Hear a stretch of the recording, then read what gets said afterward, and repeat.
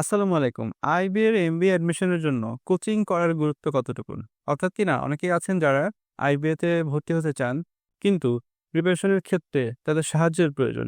সেক্ষেত্রে কোচিং এর গুরুত্ব কতটুকু? আজকের ভিডিওতে সেই বিষয়টাই আলোচনা করব।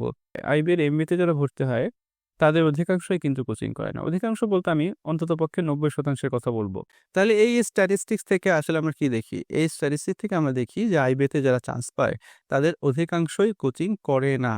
তাহলে আজকে আমাদের যে প্রশ্ন যে আইবিতে অ্যাডমিশনের ক্ষেত্রে কোচিং এর গুরুত্ব কতটুকু?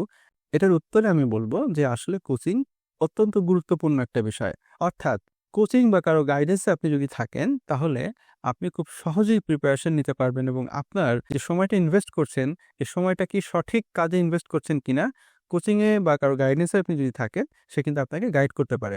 তাহলে আইবিএ তে যারা চান্স পায় তাদের অধিকাংশই কোচিং করে না কেন?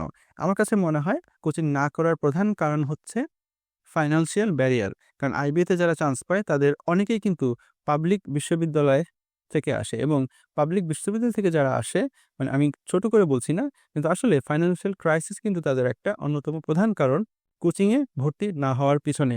আমার ক্ষেত্রে যদি আমি বলি, আমার যদি তখন অর্থাৎ আমি যখন প্রিপারেশন গ্রহণ করেছি তখন ফাইন্যান্সিয়াল ক্যাপাসিটি থাকতো, আমি অবশ্যই কোচিংয়ে ভর্তি হতাম। তাহলে লং স্টোরি শর্ট, আইবিএ তে কোচিং করার গুরুত্ব কতটুকু? এই প্রশ্নের জবাব, যাদের ফাইন্যান্সিয়াল ক্যাপাসিটি আছে তারা অবশ্যই কোচিং বা কারো গাইডেন্সে পড়াশোনা করবেন। তবে কোচিং এ না ভর্তি হলে আপনি আইবিএ তে চান্স পাবেন এই বিষয়টা সম্পূর্ণ ভুল ধারণা। কারণ আইবিএ তে যারা চান্স পায় তাদের অধিকাংশই কিন্তু কোচিং এ ভর্তি না হয়েই চান্স পেয়ে যায়। ধন্যবাদ। যদি ভিডিওটি ভালো লাগে লাইক, শেয়ার, কমেন্ট করুন এবং পরবর্তী ভিডিও দেখতে চাইলে চ্যানেলটি সাবস্ক্রাইব করুন। আসসালামু আলাইকুম।